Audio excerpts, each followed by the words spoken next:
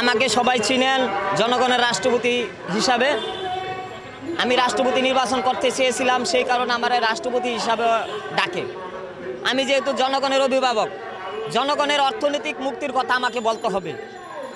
আজকে গণঅভ্যুত্থানের আগে আমি 2003 সাল থেকে বিগত 20 বছর এই সরকার এবং আগের সরকারের বিরুদ্ধে আমি আন্দোলন করছি। এমনকি ডক্টর ফখরুদ্দিনের সামনেও কিন্তু আমি আন্দোলনে ছিলাম। শ্রমিক শ্রেণীর মুক্তির পথ, কৃষকের মুক্তির পথে আমি চলি।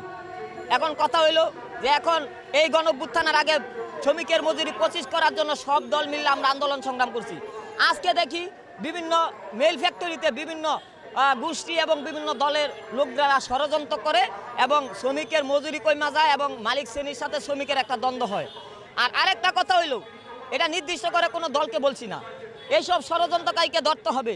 আর আরেকটা কথা হইল, আমরা যখন শ্রমিকের পক্ষে কোনো কথা বলি তখন বলে আমরা বিএনপির দালাল, আওয়ামী লীগের দালাল, ওইটার দালাল, ওইটার দালাল। আজকে বিগত 20 বছর যাবৎ আমি এই আন্দোলন আওয়ামী লীগ সরকারের বিরুদ্ধে করছি, সবাই চিনে, সবাই জানে।